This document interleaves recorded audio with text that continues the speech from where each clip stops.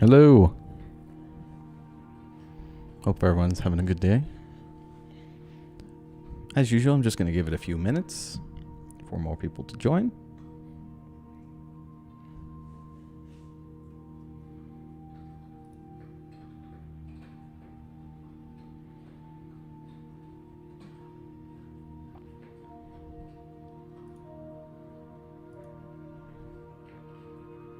Hi, Mike. Hi, Martin.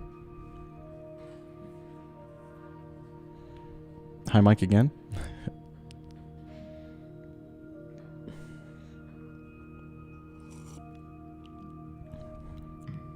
Here, we'll go back to this.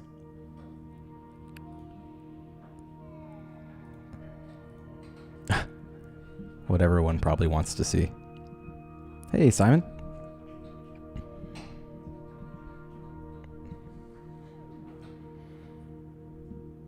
Hey, Thierry. Like I said, just going to give it a couple extra minutes. Let people get in here. I've added a dog cam for all those moments that I'm just not very entertaining.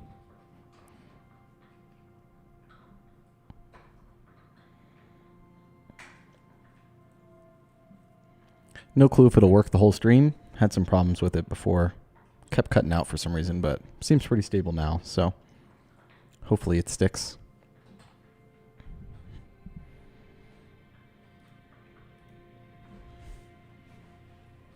I'm curious what the reception will be.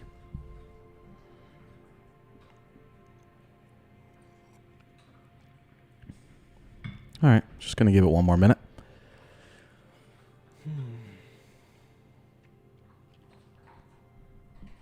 Hope everyone's having a good weekend. I hope everyone's having a good week. I don't know why I said weekend.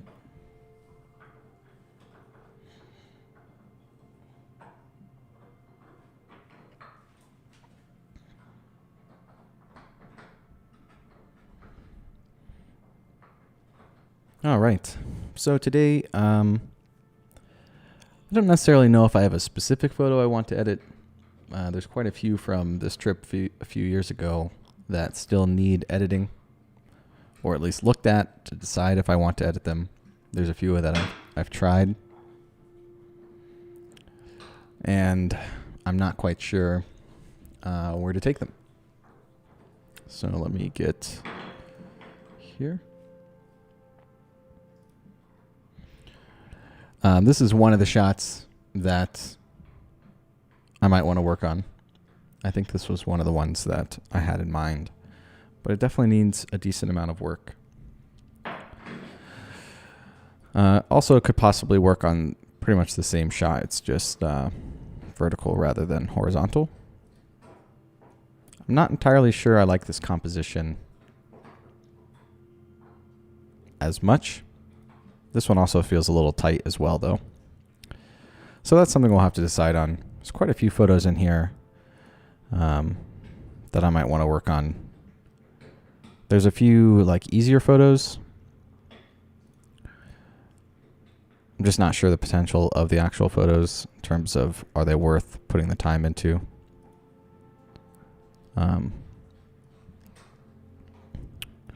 Like I think this one's probably worth putting some time into. I just actually have to do it.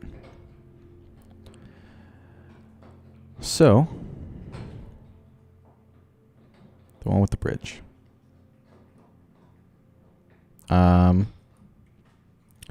this one's cool. The problem was it was raining, if I remember correctly. So the light's not super great or anything. I mean, obviously we could edit it together, probably come up with something. But I'm not entirely in love with the photo. But I could definitely do something with it, I think.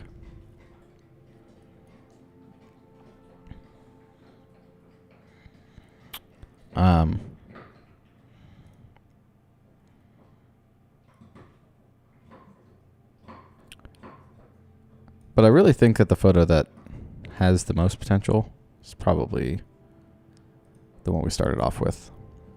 Probably this one. It's just going to require a decent amount of work, I think, because not only do I want to blend multiple exposures together, I actually think I want to blend like the light on this little mill here with this one because all the light in the foreground is really nice.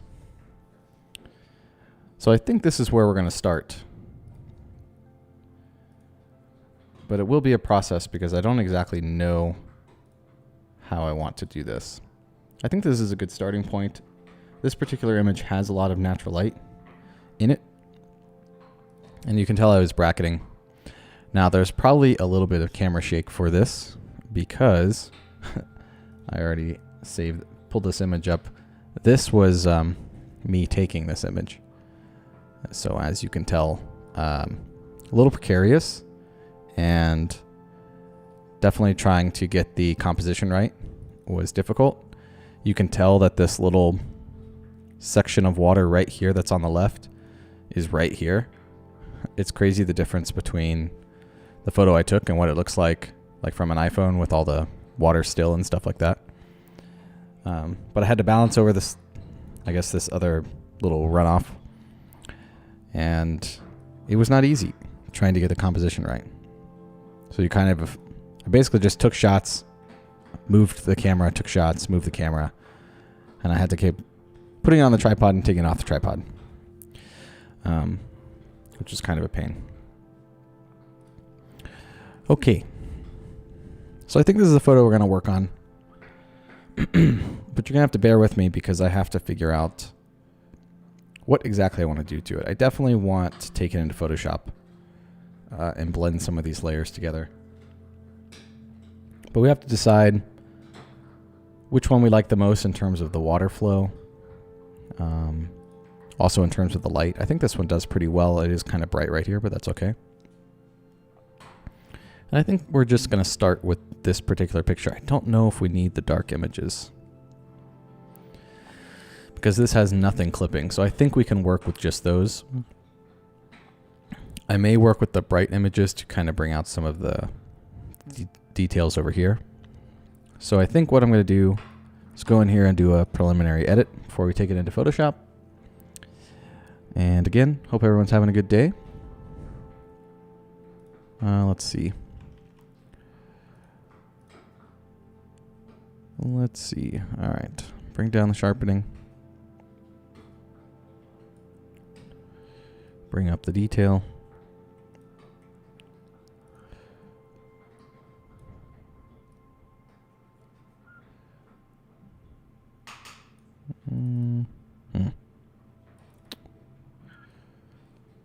Let's see. I don't think there's a whole lot to do. I might want to warm it up a bit. Well, that's definitely making it too red because the scene is very green. I think this is probably more accurate. But I definitely want to warm up the image just a little bit to have that light. But the problem is, obviously, if I warm it up just any, the water turns orange, which I kind of want to avoid. So I'll probably have to do that later. She's really going at it.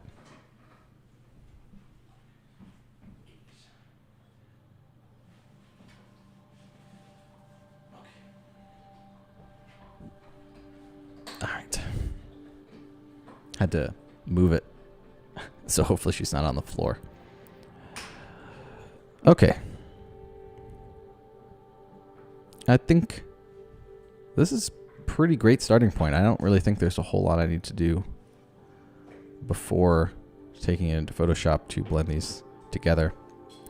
I will say something I do notice is that some of the water is blue right here, and then some of the water is orange, which isn't necessarily a huge problem. It's just where that sunlight was hitting the water and where it wasn't as much. But I think that's something we can deal with once we get into Photoshop. I am going to bring down the exposure just a tiny bit on this one, because it's 2 shots up, but I'm really only going to use it for these parts over here. some of this detail back here. So let me copy these settings. Sorry, my brain is going very slow today, apparently. Paste them in here. And then, wait, did that do anything? I don't think it actually copied. There we go. Now bring down the exposure.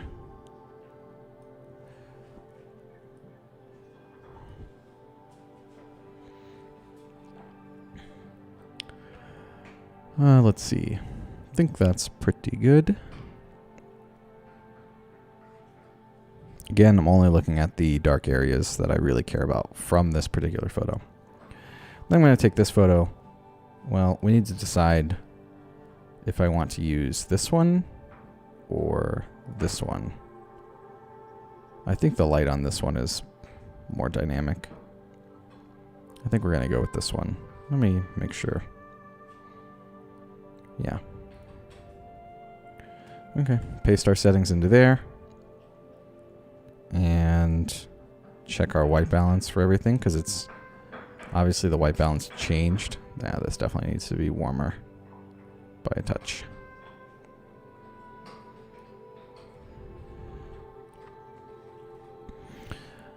All right, I think that's pretty good. Before we take it in, I think we have all the tonalities we want.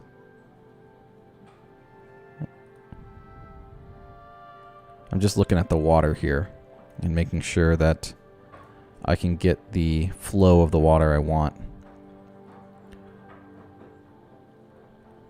And I think we have it. I have to sneeze. Okay, well, I'm awake now. All right. Let's see. Let's take these into Photoshop really quick.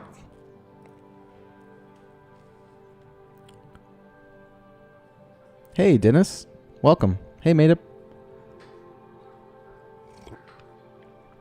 Hope everyone's doing well.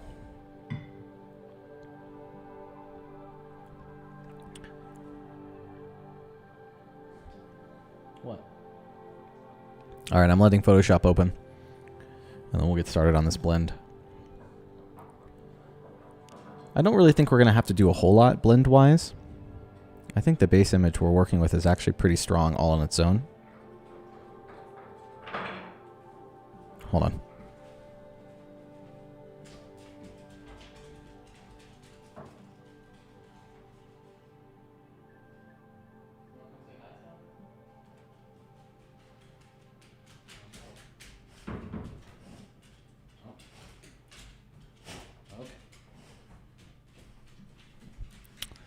Dogs everywhere. All right. She's totally going to hit the camera. All right. Now that this is open, let me bring it to the right screen.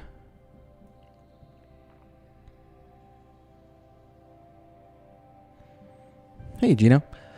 Yeah, what's going through my head right now is a whole lot of fog. Sometimes it's a little harder to edit sometimes than other times. I don't know why. I just get stuck. But hopefully we can work through it. Sometimes I actually pay more attention when I'm talking about it to you guys than I do when I'm doing it myself. Okay, for some reason one of the layers didn't load. That happens sometimes. Not entirely sure why. So I'm just going to close out and just do it again.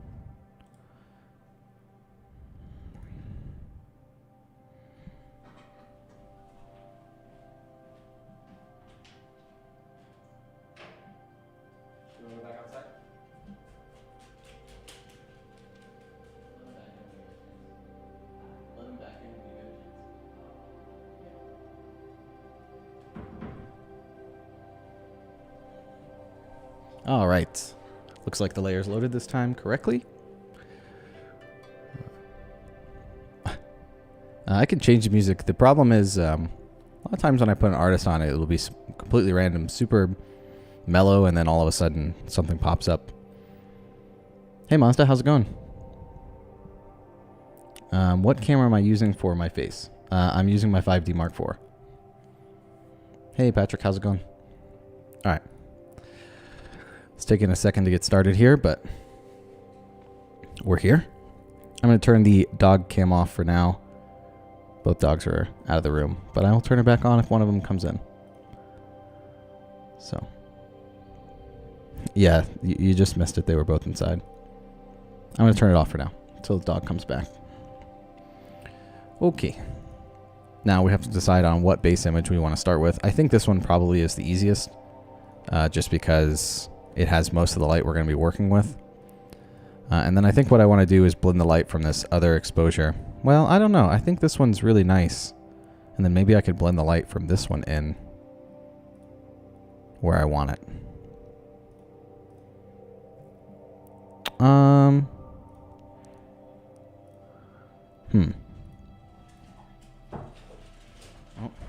Okay, they're back.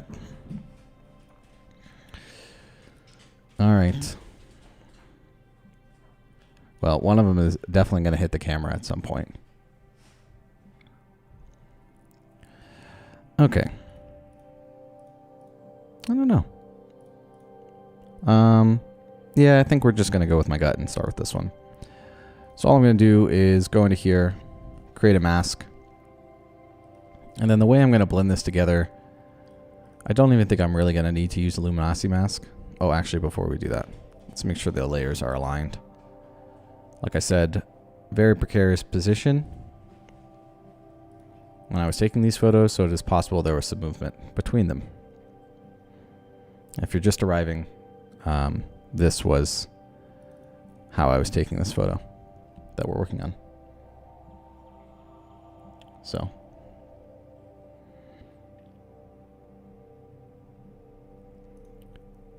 Looks like there was a tiny shift. Let's see the rock here. How much? Looks good.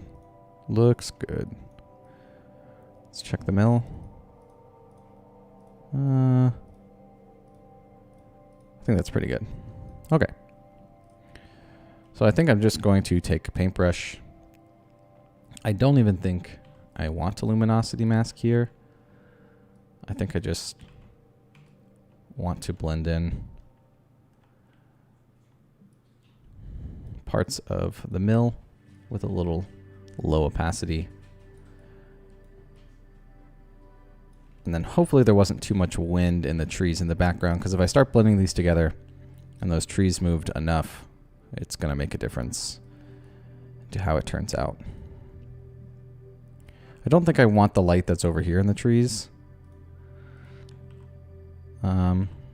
I do think I will have to darken that bright spot up just a touch.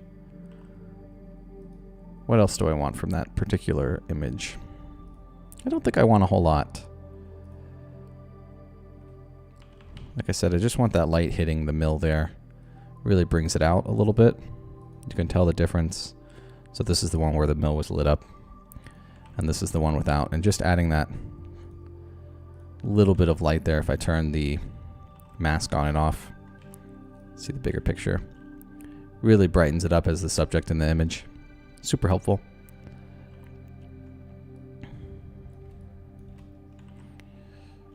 I think it's looking pretty good. Let me make sure that it's blended enough. I'm gonna remove just a tiny bit here so it's not so bright.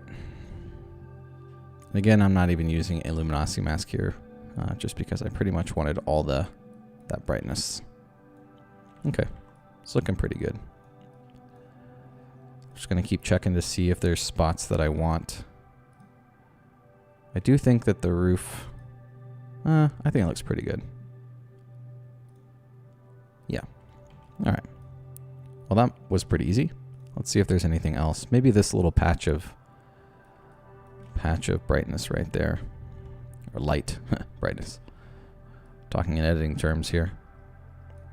So I'm just gently applying this. No luminosity mask, just bringing everything from that layer in. Can probably bring up our opacity definitely a little bit more there.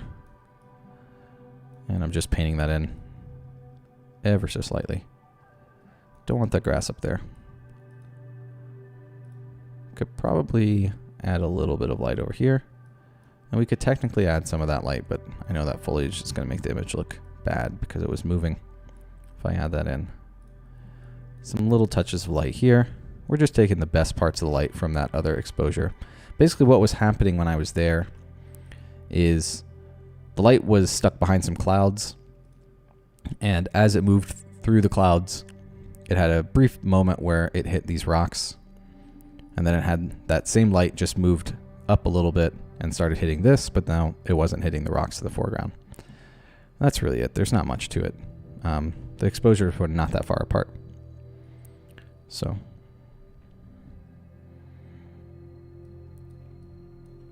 okay.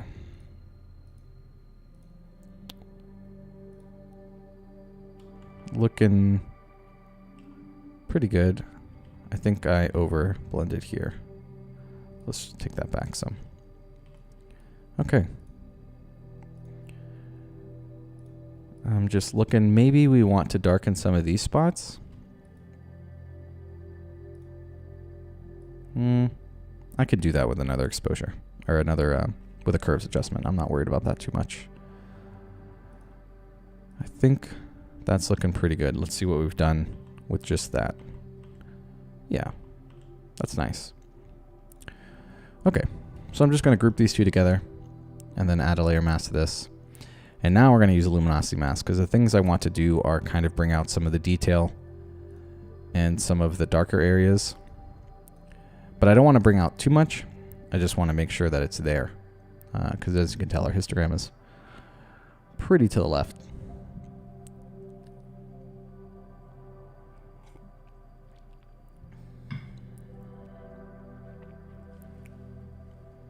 And feel free to ask any questions. I'll try to get to them as I go.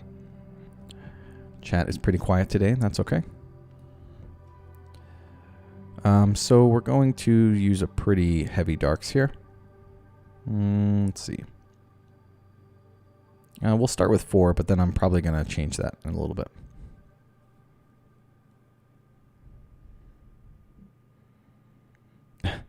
You're not the only one that's said that, Gino. Maybe I should just start that as my shtick.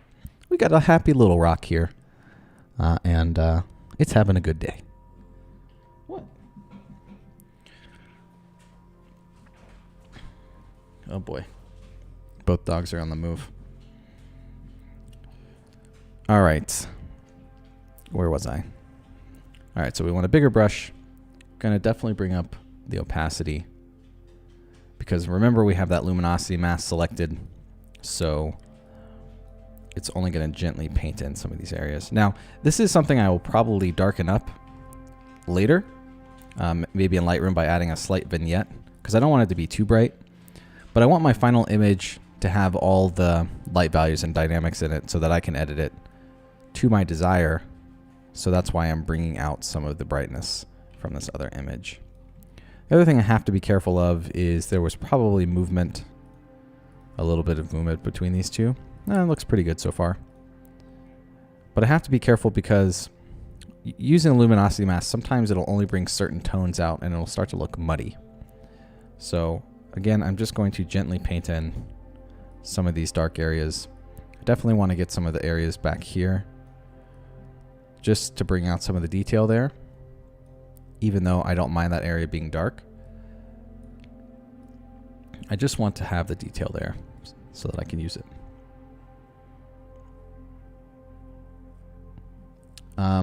The dog that's on the mat right now is a Pit Lab mix.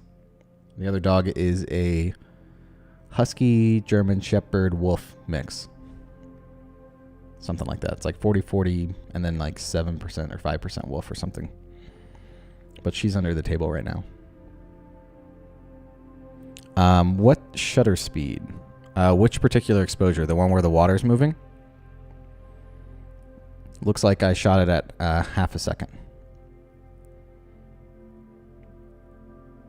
And I shot at f16 to get everything in focus without having to focus stack from foreground to background. Because I was far enough away from it, as you can tell in the photo. I think I backed up from this point to get this photo, but I'm not quite sure.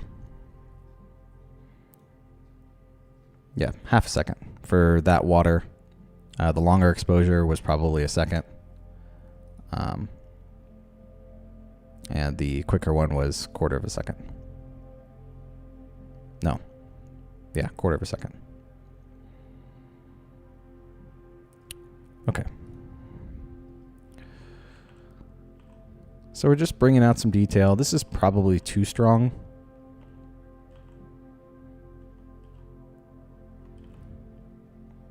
Let me take a look to make sure it's not looking too muddy here.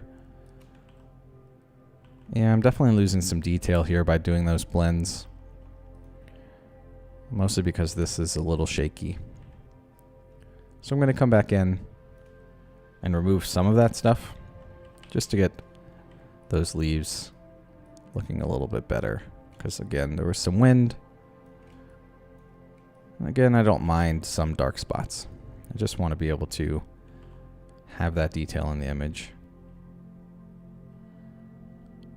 I think that's looking pretty good to bring out some of that stuff. Oops. Anytime, Mazda. Let's see.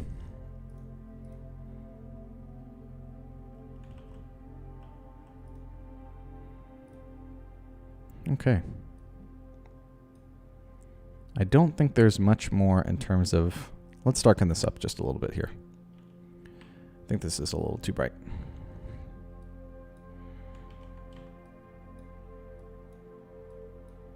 Just a little bit. Let's bring this way down. See what our paint is. Yeah, it's looking pretty good.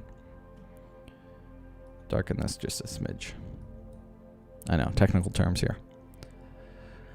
Okay, I think that's pretty good for those quick blends.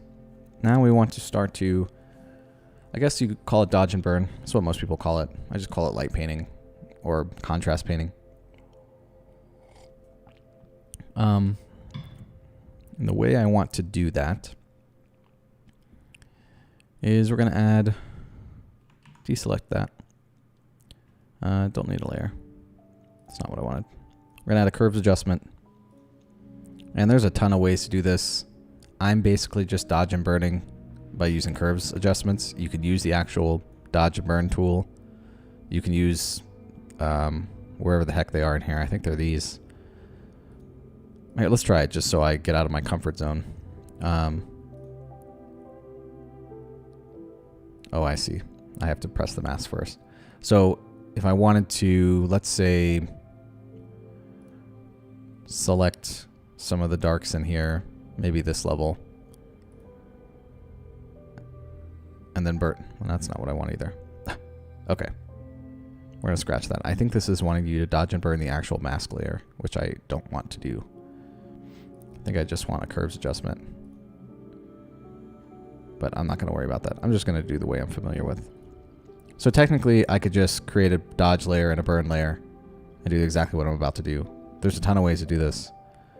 The way that I just have gotten so used to is by doing it this way so that I can adjust the curves later if I want to brighten up my adjustment or darken my adjustment or anything like that.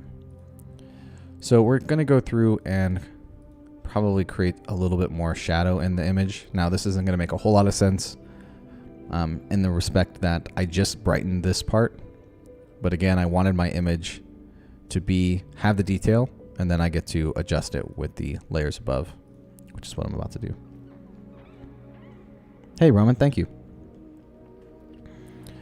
So we're going to invert this mask and select some darks. And then I'm going to just gently paint in some of these areas in here. Probably a little bit higher opacity, 20%. And I'm just going to paint in where there's already shadow, just to add some contrast locally in there. And again, this is a little backwards to the step that I just did. And I could technically darken up the image using the darker exposure. But like I said, I get a little bit more control using these curves layers. And I don't necessarily want to darken up this spot because it's already pretty dark. I just want to add some contrast into the spots that I think need it.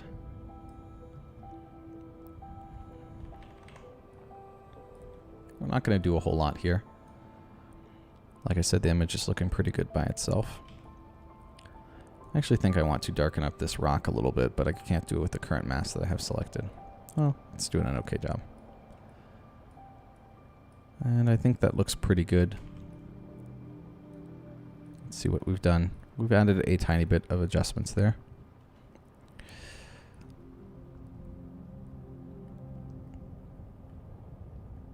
So the next thing I think I want to do is I think I want to darken the whole image.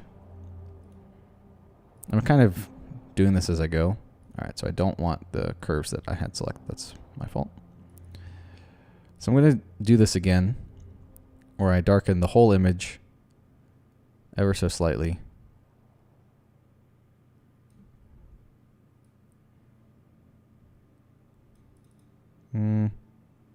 No, don't want to do that. I think I just want to darken it.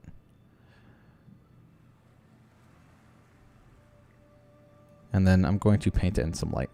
So we're going to add a mask here, invert it, and select some light values.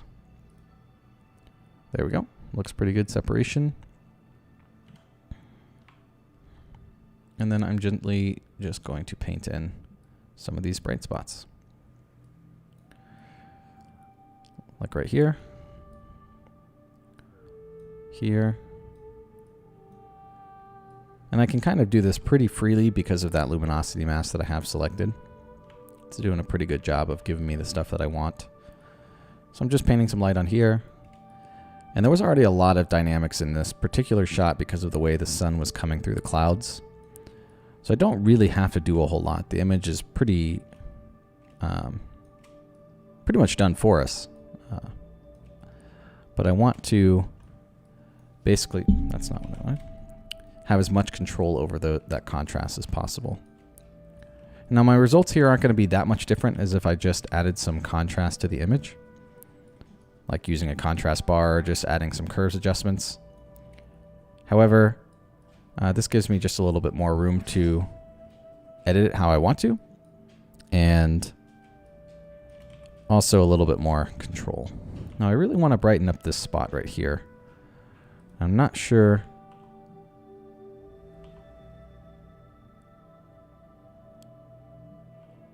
Did I just darken everything? Am I stupid? I just darkened everything. Okay. I think I want to invert this. There we go. Much better. So what I accidentally did there was, what I wanted to do was darken the whole image and then paint in the spots that aren't being affected. Sorry about that. Yeah. So now, this layer on and off, what's happening is basically I've darkened the whole thing and then painted in the areas that I don't want to darken as much. Again, you can go about this a different way, which is just brightening the whole image and then darkening the spots that you want to be dark in that curves layer. Hey, Keller. How's it going?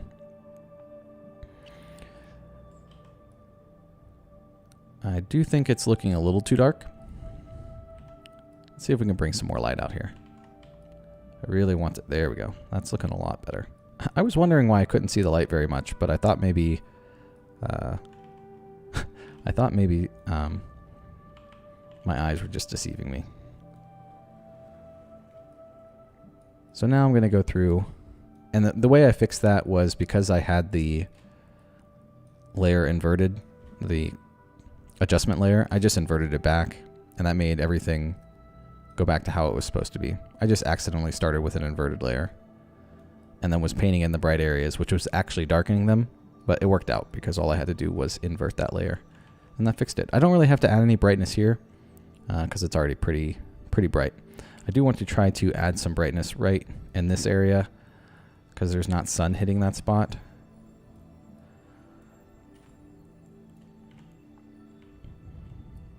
Okay. Just painting in the spot so that it's more obvious. I think I actually want to darken this spot because it's on the edge of the screen. So I don't want it to be as bright. So I need to make sure that there's nothing selected there. I'll probably have to darken that spot again.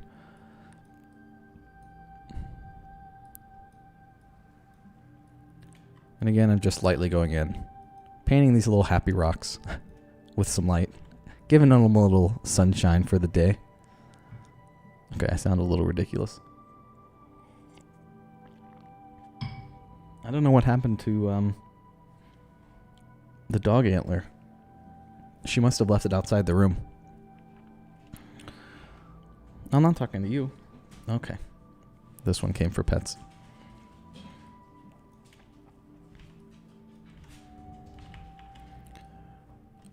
All right. Add a little bit of sunshine over there. Bring some little sunshine back into the house here. Mill. I don't know why I'm acting goofy. I don't want that to be as bright. We're definitely going to have to darken up some spots, I think.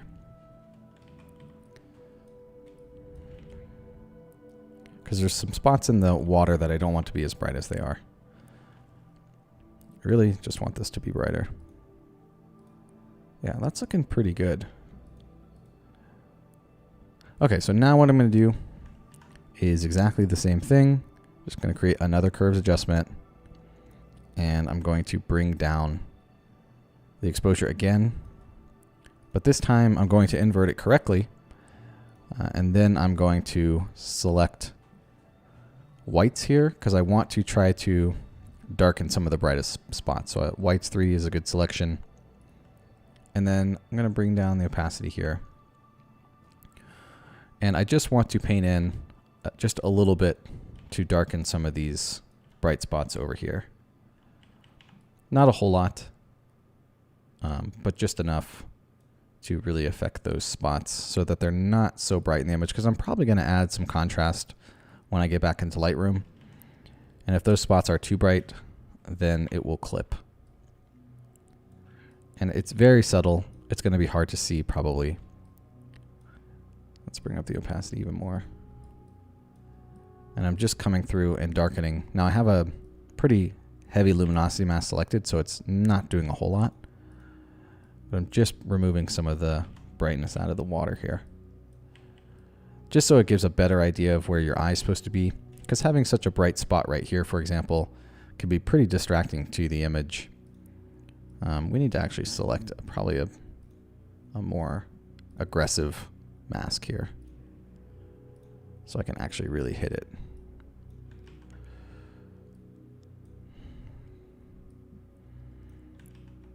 Okay, that's working. I'm going to darken this just a little bit. And again, I'm going to come back in here and darken up just a few of these spots. That looks pretty good there. That's probably too strong. And as usual, I'm just massaging a little bit of the light in here. And I don't want this to not look like it has light on it. That's kind of the importance. I just don't want it to be super bright. You can tell a little bit of what I just did by turning this off and on. I could probably darken this little fall, even though that's kind of where your eye is supposed to be, just a little bit. That looks pretty good. Now you can see what we've done with these curves layers. So here's our first curves layer that kind of darkens some of our shadows just a tiny bit. And then here's our next layer, which we darken the whole image aside from some of the brighter parts. That added some contrast back in. And now I've come through and darkened the water a little bit. So one thing I'm noticing is maybe it's still a bit too dark. And I definitely want to bring out this a little bit more. So I could technically come in here and adjust some of this stuff. What I should have done here, this was a mistake. I should have made this a brighter layer where I brighten the image and then just painted in the areas that I wanted brighter. But instead, I darkened the whole image with this one. I should have done it in reverse. So I probably have one extra curves layer that I don't need here, but I'm just going to leave it since I don't really need to go back. I mean, it does the same thing. It's just, it was a waste of time. I could have saved that time. So in this particular curves, I'm going to use this one to bring out the spots that I want to be brighter. I want this spot to be even brighter than it is. So we're going to do that. Because it's a pretty mellow tone, it's not very bright. I don't think I'm going to be able to... Well, we'll start with this, but I'll probably have to add in more. Because it's only gently going to touch these spots, and I really want some more light on there. I think that's looking okay. Yeah, it's looking okay. But let's try mask 1. And paint in that spot. Yeah, that's better. Hope everyone's doing well. All right, that looks pretty good. And then we're probably going to go through and brighten up these spots even more using this particular layer. Because there was definitely light on all of this stuff. I don't want to brighten that spot up too much more because it's right on the edge of the frame. Let's see. I'm not going to brighten up any of the spots that we already darkened that we didn't want to be as bright.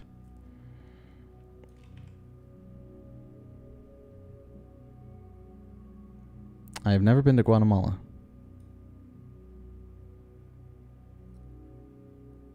Any meet and greets? I don't even know where to begin with a question like that. I guess that would kind of be like a book signing, yeah? I don't know. I mean, I'll meet anybody that wants to hang out as soon as it's safe. I quite literally have not seen a friend because I moved here last year, so I don't really have any friends here. I have one set of family, but I have not seen a friend of mine in 1 year. And I don't think my entire life I'll ever go again without seeing somebody I know for a whole year. Obviously excluding my significant other that I live with. It's kind of crazy. It's been that long. Thankfully, I'm an introvert, which definitely helps. But even me at this point is struggling in terms of social exposure. And while I'm talking, I'm just going to go through again, paint some of these spots a little bit brighter. And again, it's very subtle. It's hard to see, but it is there, and it is happening, I promise. So for example, this layer, really I focused on this spot. I think that's doing a really good job. I think I want, if I can, try to brighten this little spot here a little bit.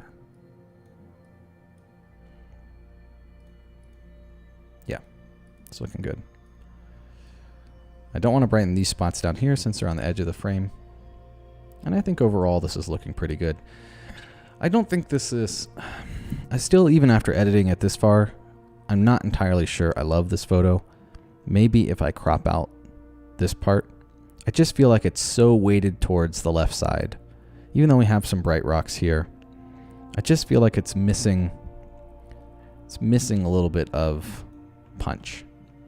Not quite sure how to get that out of this image at the moment. Sometimes that's the roadblock of editing though. Just trying to figure out what an image needs and how to get there. Can be quite difficult. Oh, thanks for joining, Patrick, and enjoy your sleep.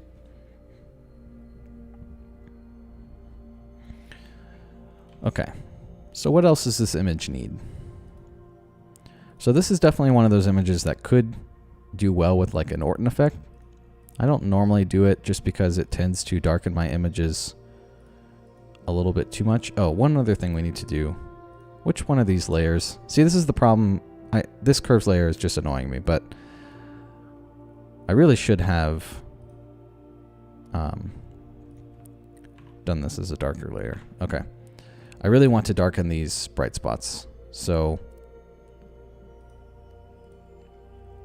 we need to come in and create another curves layer, but it's going to be kind of extreme. And I'm just looking at these little spots right here.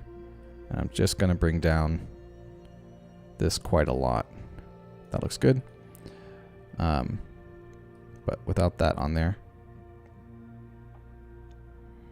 Maybe that was too much. But it's always easy to go back and readjust this. Okay. Invert this And then all I'm going to do is, let's see, do I want, yeah, we'll use this mask and then find, that looks good. That should give me what I need to just darken up these little spots behind the tree. We're going to boost the opacity all the way to 100 so I can just paint in those spots really strong. Because again, we have that luminosity mask selected. So it's going to do a lot of the work for me. And it's not like I don't want the light back there. I just don't want it to be as bright. I think that's pretty good through these trees. Because otherwise it's a little distracting. There's a spot right there. I'm just going to do this one manually. There we go. I think that looks much better. Still looks like it has light on it, but not nearly as distracting and bright for this little section behind the trees. Yeah, Dennis, I mean, everyone's taking it differently. I moved from Florida to Colorado, and everything that I've seen from Florida, it appears as though they're just ignoring the whole ordeal. Meanwhile, I literally have not seen anyone I've known outside of family or my girlfriend in a year. And even when I saw my family, it was for Christmas, and I made sure that I didn't do anything for 2 weeks before seeing them. So everyone's taking the whole thing a little bit more seriously or less seriously. But it is what it is. Okay. I think something else I want to do with this layer is I think I want to darken this whole section right here. But I don't even think I'm going to use a luminosity mask because I think I want to hit everything. So what I'm going to do is just zoom out a little bit. And we're going to use a really light brush. Maybe 15%. And I'm just going to gently paint a little bit right here. And then I'm going to zoom in a little bit. And I'm really just trying to darken up this little patch of water. Because if I do end up keeping this in the image, I don't want it to be as distracting. And I think that looks much better. Yeah, that looks way better. And I think this is pretty close to done for Photoshop. I think overall the contrast is looking pretty good. It's probably a little bit dark. So I might need to bring up some shadows.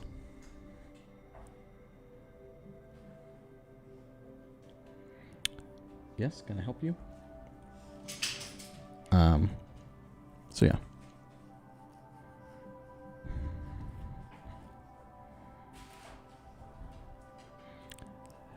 Yeah, I also need some photography friends.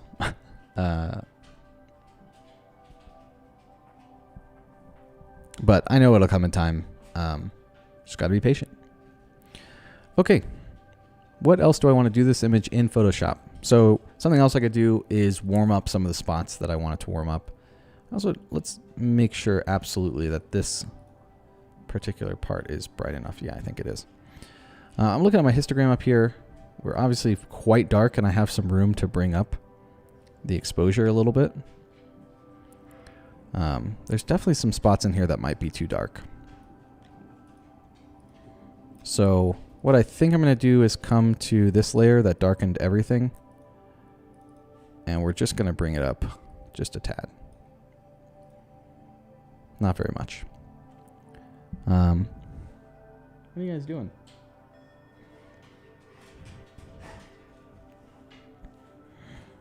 All right. Do I want to remove this leaf? Probably. And then I also think I want to Orton effect this. So just going to create a new layer. Make sure I sample all layers when I do this. Hit J for my spot healing brush. Sample all layers. And I should have done this before I added all those curves adjustments. Like I should have made the decision to remove this leaf. But it is what it is. I'm just going to remove it now. Should be easy on this moss. Well, maybe not.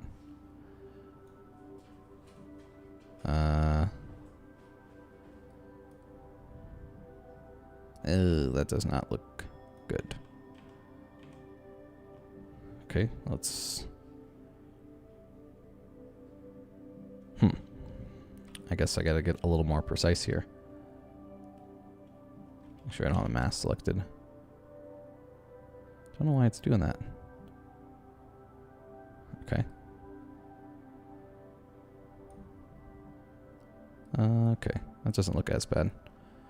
And then I'm just gonna stamp out some of this to make it look a little more realistic. Good enough. Like I said, it's not like anyone's gonna be paying too much attention to something like this. And I'm just trying to make sure it doesn't look crappy or be obvious after I add in some sharpness. Let's try one more time to get this little spot here. Still looking really foggy. Let's just keep stamping it in then. That should be good enough. I think that's good. I think that leaf was a little distracting. Can also remove this little spot here. Don't even know if this part will be in the final image, but just in case.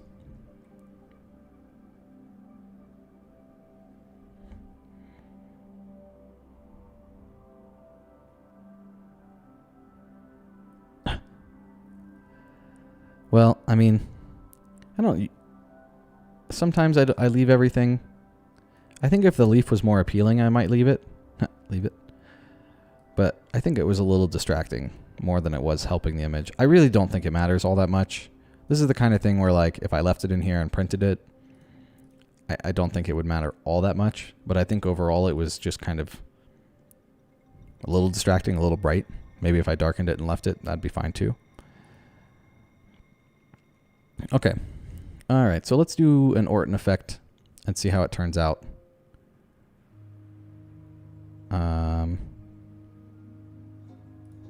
Oh, do I need to have this selected?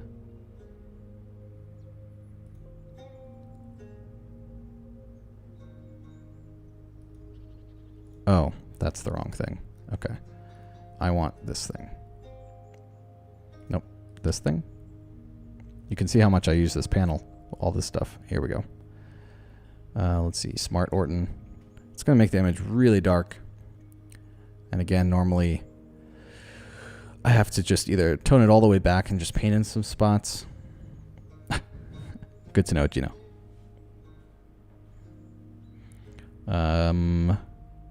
Let's go with 2018. Sure. If you're unfamiliar with the Orton effect, there's plenty of tutorials on it online. I'm using an automated thing that this panel has. I don't use this pretty much ever. I use it very little. But on this kind of image, it can work to add a little bit of glow to the image. So what I'm probably going to do is put it at about 40%.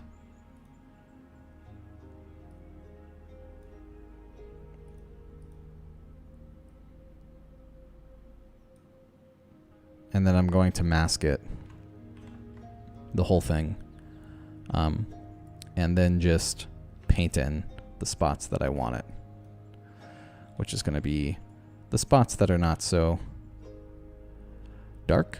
So we're going to use a luminosity mask here.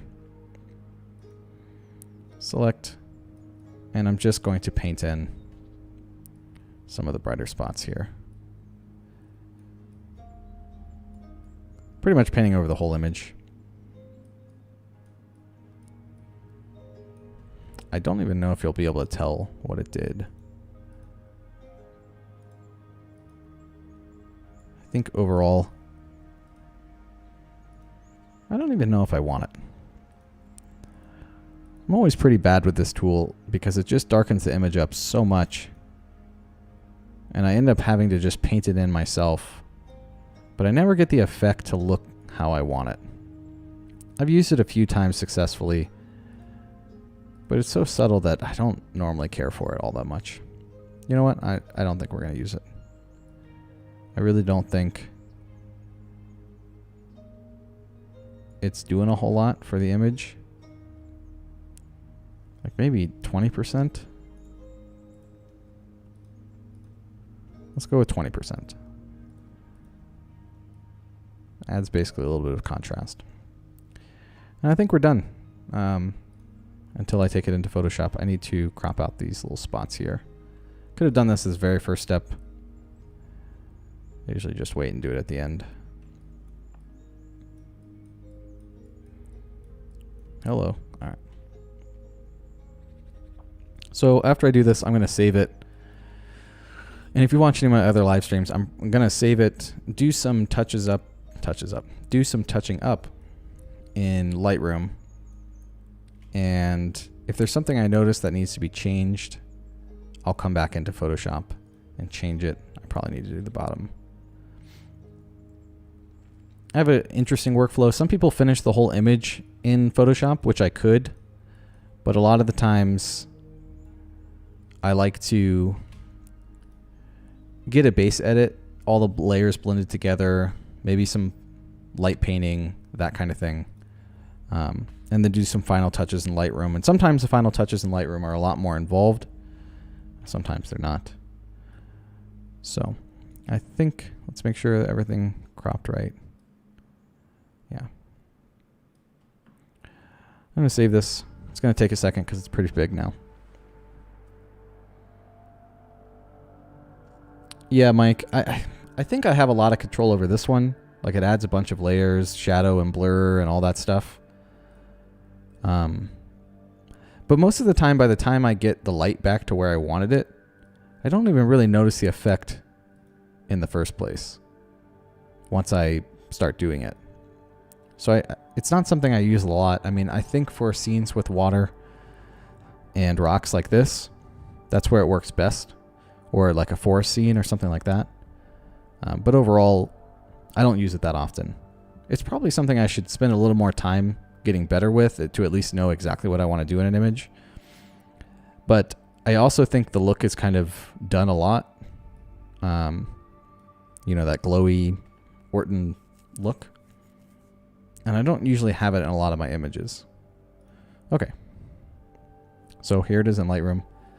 And again, I think I'm going to bring up the shadows just a little bit to bring out some of that detail. Because something that's really tough with photography in general is that when I take this image out of Lightroom and post it online or post it on Instagram or whatever, it's going to look a lot darker than I have it here in Lightroom by a decent amount, usually. So it's something I just have to keep in mind. Let's see what happens. I'm still not in love with the image. I don't know. I just feel like it's missing something. And I can't quite put my finger on why, because it has all the elements to be a good image. And I'm not quite sure why I don't like it.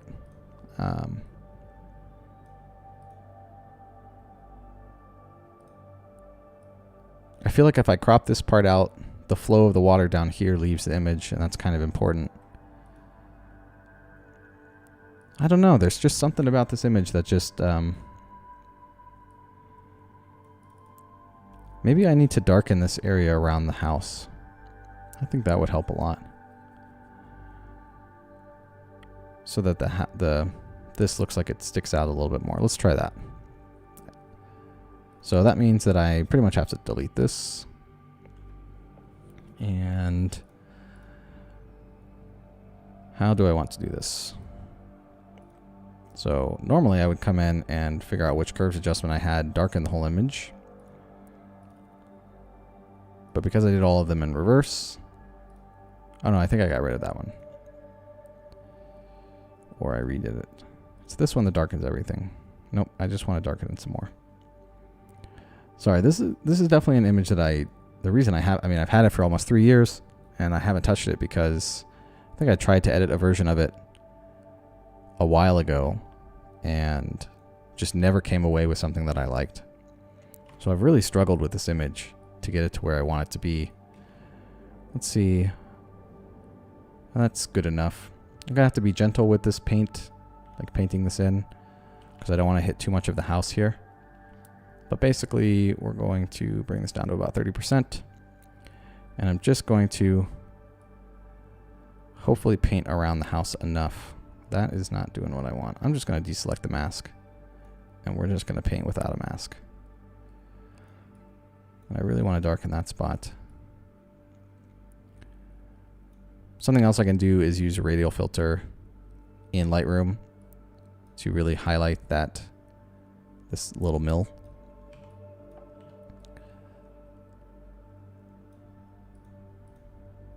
I'm going to have to go through and brighten up that roof. I think that helped a lot though, because I just think that spot was too bright. So let's go back up in here. I was not very precise with my painting there. And just make sure that this section of the house, I don't mind if it's a little darker over here, since that's kind of where the light fall off should be. But I just want to make sure it doesn't look too bad over here, so that it's really sticking out.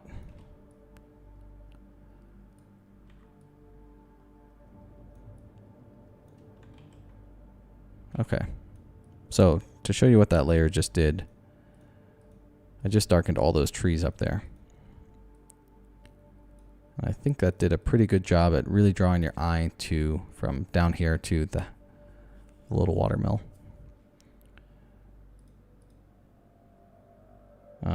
Let's bring it down just a little bit though. I think it's a tiny bit too dark. I think 75% should work. And I'm going to go back and add the Orton in now. Make sure I have nothing selected. What did I have it at? Like 10%? 15%? Yeah, I definitely think darkening the trees there helped. Mostly because now these tones of the trees match the foreground bushes here. And it really portrays where your eye is supposed to go a little bit better. I still don't know if it's where I want it to be though. And that's kind of one of the challenges with editing. I know that sometimes I get on here and it seems like I have a really good idea of what I want to do, because sometimes I do. But with this particular photo, I feel like everything is there in terms of what should be there to make a good photo like this. But I just feel like it's lacking. Oh, this is done and I'm just sitting here. I just genuinely feel like it's lacking more, I don't know, to make it stand out. And I think maybe I need to darken more of these spots up here. But I'm not entirely sure. And it might be a photo I don't even finish today. Okay, let's save that. Think about lifting the dark water. Oh, the spot that's in the bottom. I could. I don't really know what that would do. I don't really think it does anything. I mean, just because I don't mind this being dark, because my eye, the idea is that my eye pretty much sees this mill and then flows all the way to the bottom right of the image. Yeah, I'll brighten it when it goes back into Lightroom. Most definitely. Maybe this section is still too bright. What happened to my edit? There we go.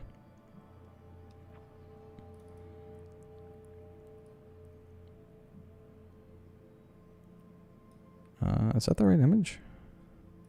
Yeah, I guess so, since I brighten the shadows.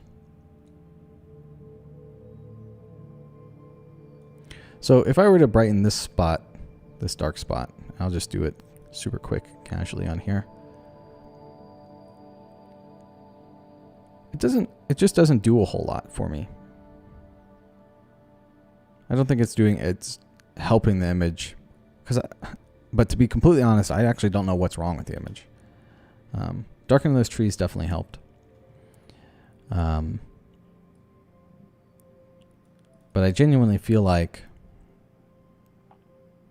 let's see. Well, I'm going to try something really quick. I'm going to use, and this is kind of quick and dirty, and if it does work, I might go back into Photoshop and do it a little bit more precisely. I'm going to uninvert this, and then I'm going to bring down the highlights of the whole image besides the mill. I don't think that's doing it either. Well, let's do this. Let's bring down the highlights of the whole thing and then bring up the whites of the whole image.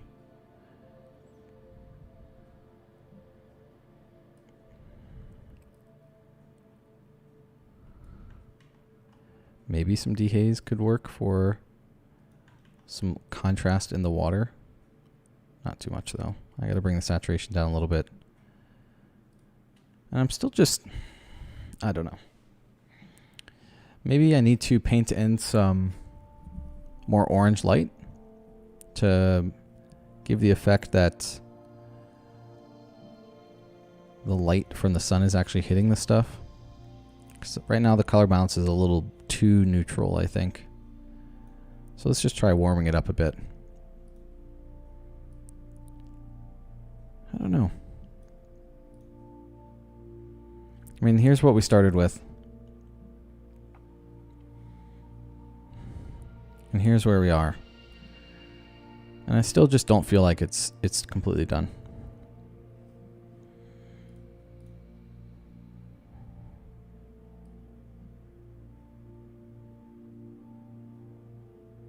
No, I can't have this on. I can add a tiny bit of contrast, but it's got to be very gentle. And I want to make sure I'm not clipping pretty much. That's fine.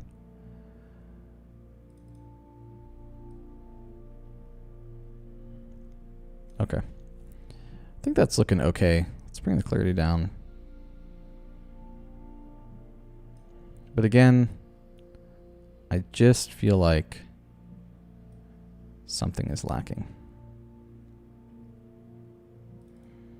And I will have to come back to this with fresh eyes and try to work on it some more. I actually think those trees can be darker. Let's go back in here and push this to 100%. Hit save. I don't know. What do you guys think? Am I being overly critical, or does it also look to you like there's just something missing?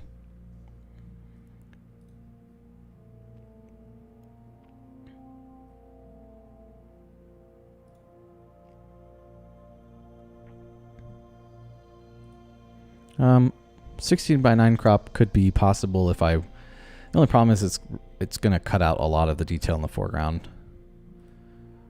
I would only do this if I wanted to make a wallpaper or something. I think this is too strong for the foreground. What the heck just happened? Okay. I think it saved and then saved over it. Hold on. Yeah, my whole edit went away. 1 second. There we go. So if I made it 16:9, it's going to cut off a little bit of that foreground that I want in the image. I think what I really need to do is, now that I'm noticing the light is peering in from right here in the top right corner and beaming down on these rocks. And I think what I could do is brighten up this spot even more so that it looks like it's also getting hit by the same light, and then kind of darken this area right here by quite a bit. So to give you an idea of what that would do, and just bear with me on this, I'm just going to do a dirty way. I would do this in Photoshop, but to give you an idea of what that would do, let's come in here and bring down the whole thing. Now, I don't necessarily want to affect these dark spots, but again, I'm just doing this quick and easy.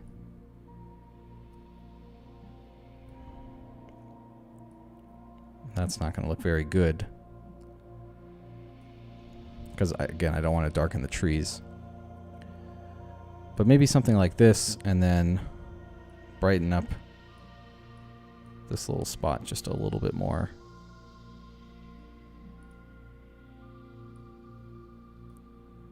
Just something like that, to where the light is kind of beaming in here. There's some shadows here, and the light hits back here. I'm not entirely sure though.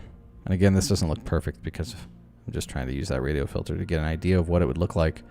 I think this section is just too bright still. And I think it would be good to darken it a bit. I think this being brighter is good. Why do I dislike clarity? I don't know if necessarily know if I dislike clarity. I've just gotten into the habit recently, in the last 6 months, of dropping my clarity down. Just to give more of a, I don't know, it doesn't look overly sharp and digital look, I guess, is probably the answer. More of a atmospheric look. I think in this particular image, if I brought the clarity up, it just makes everything too much, like too textury. And it's not an Orton effect, obviously, but it kind of gives a little bit of that, just a little bit of that glow, but it's not overly done. I mean, I barely remove any usually. It really depends on the image, but for the most part, that's what I've been doing.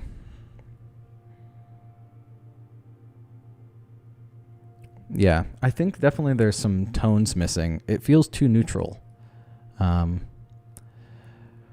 think if I was to do this really quick, like just to see what happens, I would probably do something like this. No, I'm not. This is not what I'm going to leave it as, because I don't think it's going to look great. But it definitely feels like it's lacking color. Yeah, none of that looks good.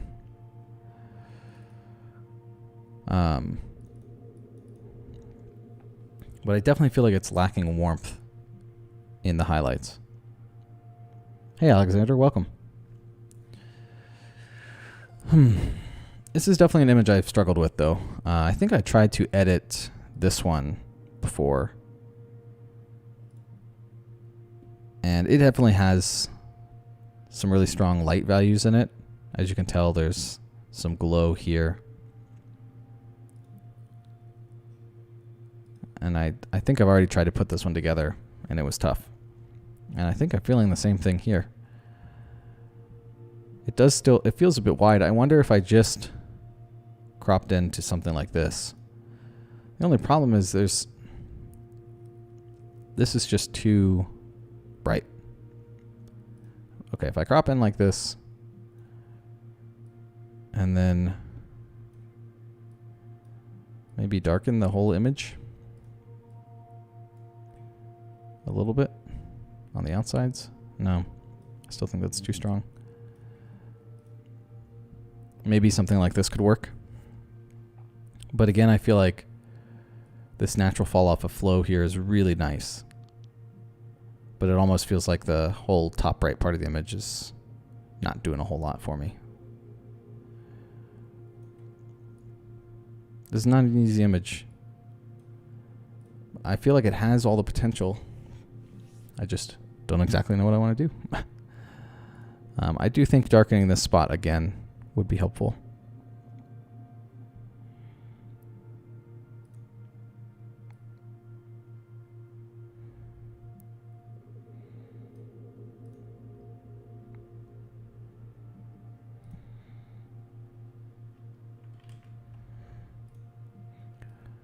Let's see.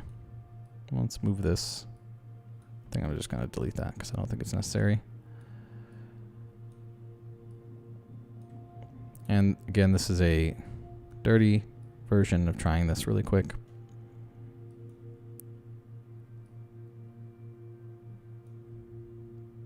Just trying to see what the image needs. Sometimes this is just editing. I will try this on an image, know that there's potential, and have to come back to it later. Just because I either need different eyes on it or different ideas. That's probably too strong. So just darkening up that spot, in my opinion, helps a little bit. I also have this really bright light shining in my eyes, which doesn't make it any easier.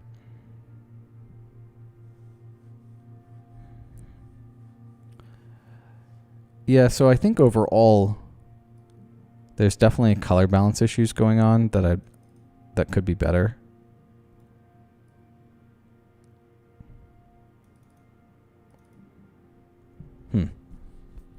I don't know. I definitely think it needs to be warm overall. Maybe these spots are too bright. Right here?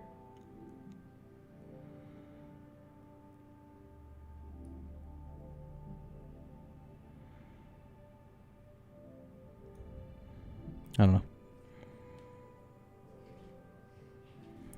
Yeah, I said Bavaria.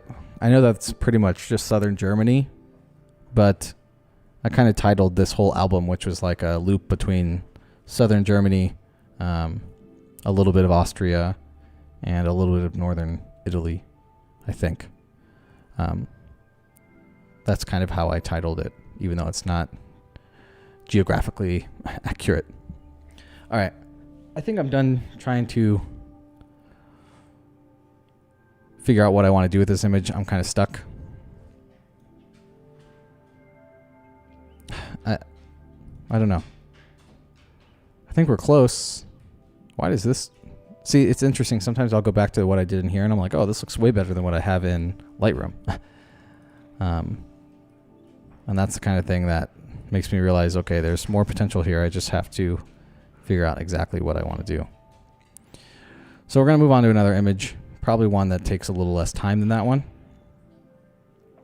But I don't necessarily have a specific image in mind. Just got to find one. So let's see. I don't think I got anything from here. Some of these are kind of cool, but the mountains are just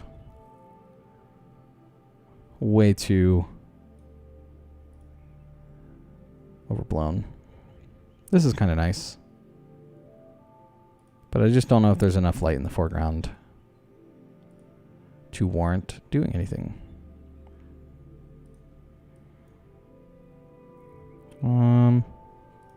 Yeah. I just don't think there's enough light in here to do anything with. Like I could take something like this and then merge it with the mountains in the background here. Maybe not those. Maybe this one? Probably.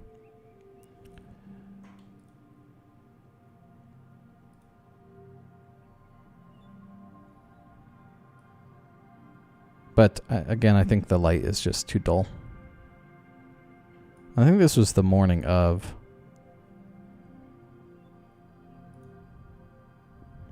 Which we had great light here. But the mountains super hazy.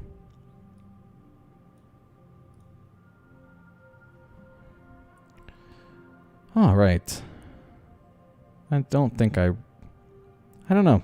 Sometimes images have potential and I think like, for example, I could do a quick edit on something like this and get it look okay. Probably definitely add some dehaze, medium contrast, bring up shadows in the foreground, and then maybe a radial filter, some light here.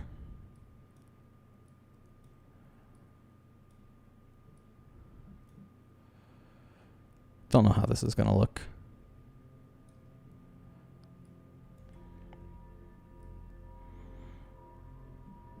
Yeah. I don't know. I think overall the image just lacks too much. It's too boring in the foreground.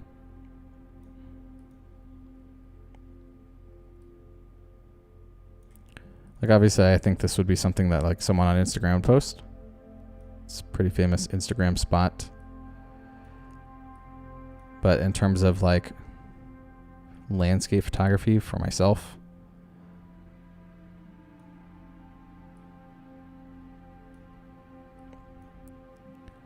I don't think it is strong enough.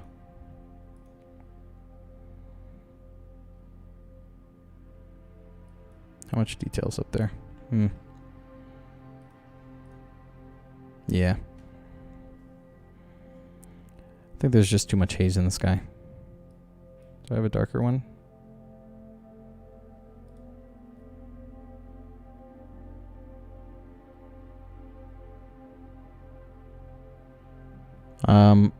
I use both radial and graduated.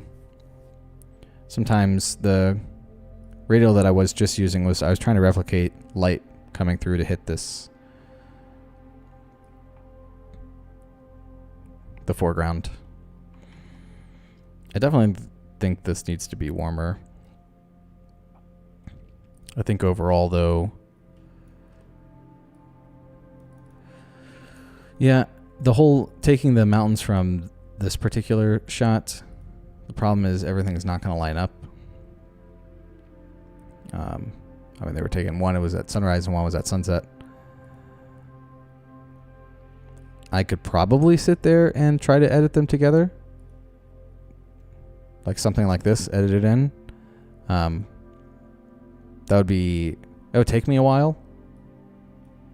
But I don't know if there's enough potential there to warrant that much time invested in trying to blend a different time of day mountains up here with the light, this early light. So technically, what I could do, we'll just do it for fun. Let's see. So I'm going to reset this. And I'm going to find a dark exposure that I like, kind of, sort of. Let's see.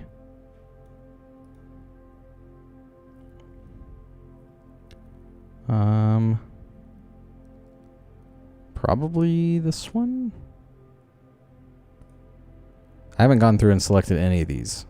So you're literally watching in real time me try to figure out which photo I would pick.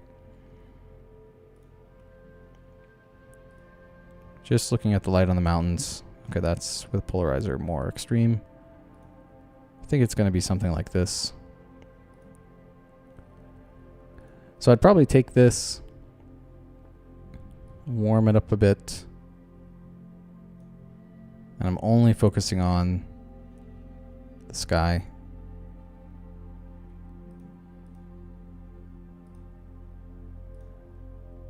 I think this is actually probably too dark.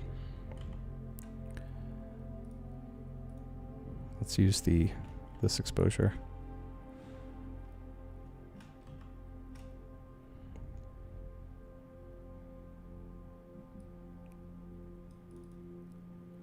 So for example, I could take this and blend it with this. But I just don't know if the haze is going to be too much. But I'll open them in Photoshop. We'll see what happens. I don't think it's going to work though.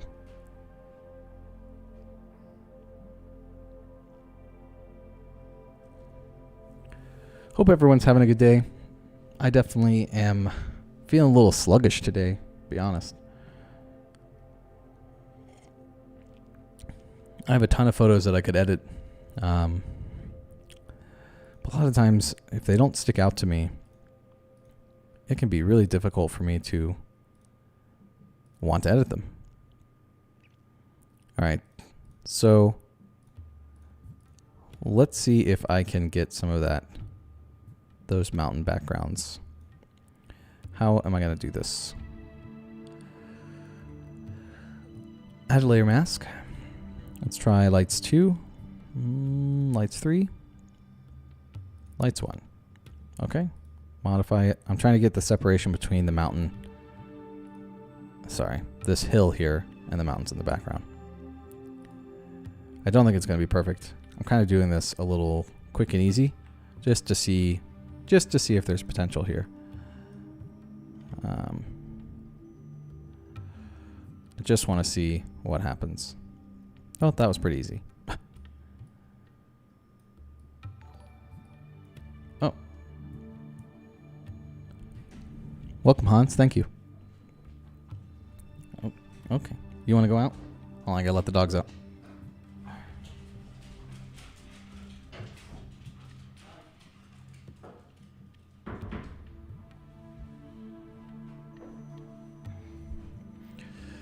Well, something like this might work. But again, when I see this image, because of this like super high key, high contrast lighting, I just think of Instagram for something like this. It's not normally something that I would work on too much, although it can work.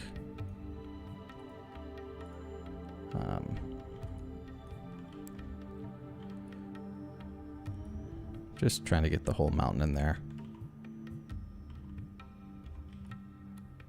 Well, it actually looks okay. There's some spots here that would need to be fixed.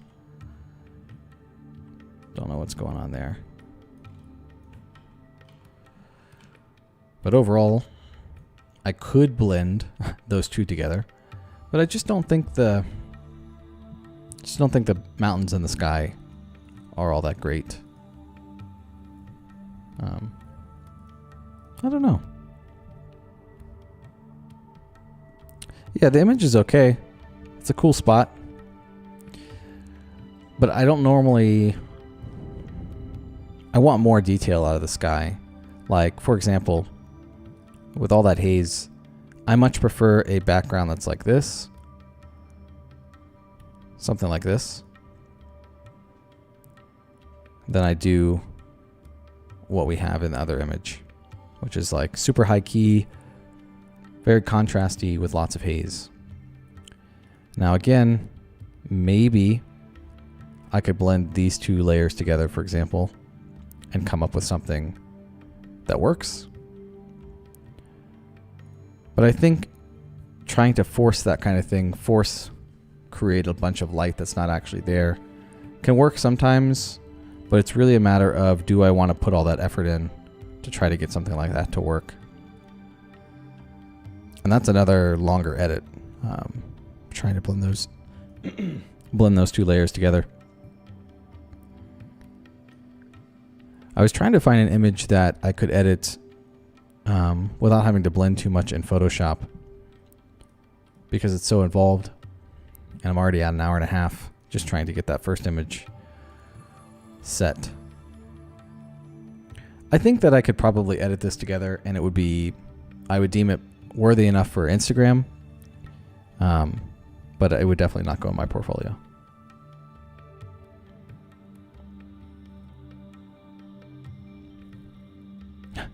What are you referring to, Catherine?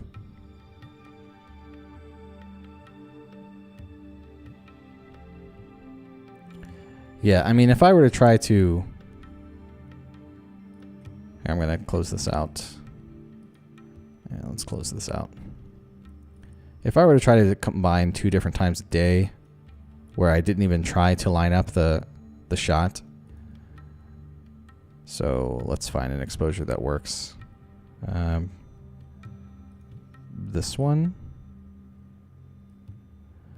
And I guess it would be...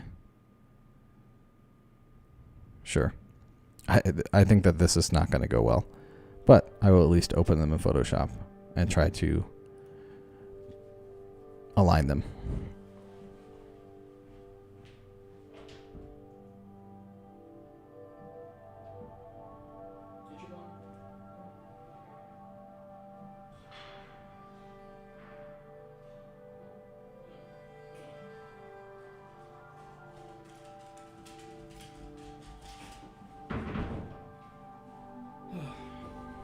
Sorry, dog was whining.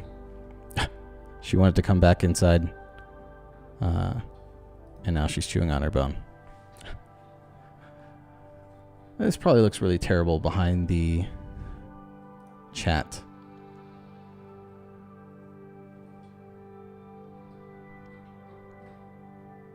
Whatever, I'll leave it there for now. Okay, now that these two are open.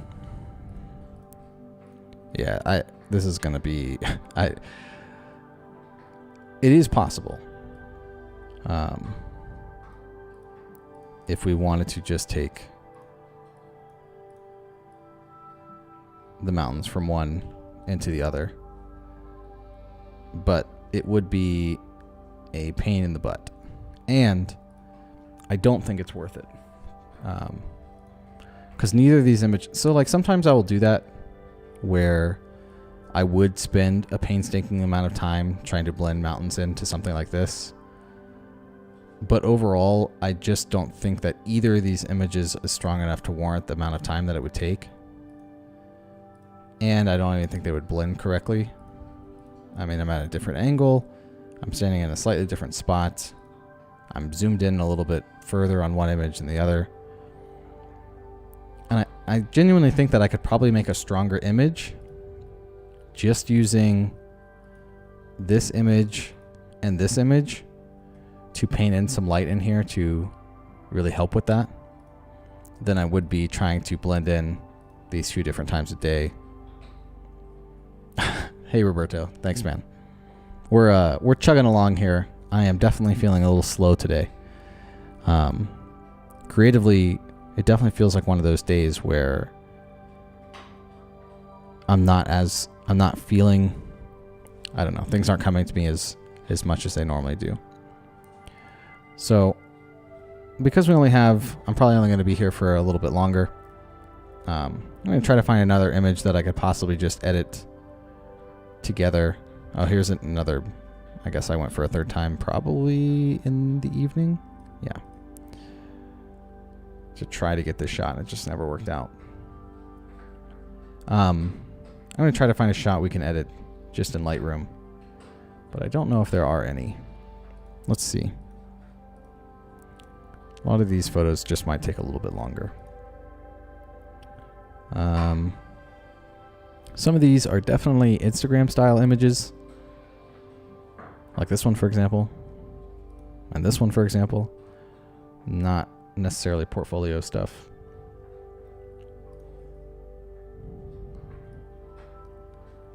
I do think there was one other image in here that...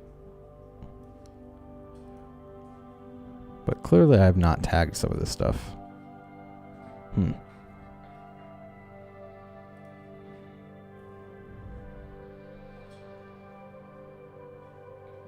Thanks, Mazda. Roberto, which one? I just clicked through a bunch of images, sorry. All of this stuff is Northern Italy, Southern Germany, or Austria. There's like a little circle of stuff there. Oh yeah, I wanted to work on seeing if this image had potential. Trying to combine these two. So let me really quickly combine these into a Pano HDR.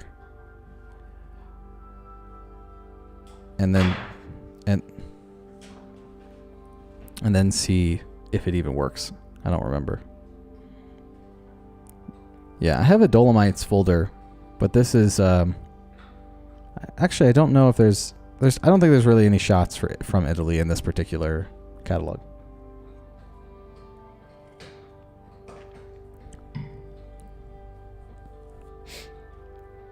All right.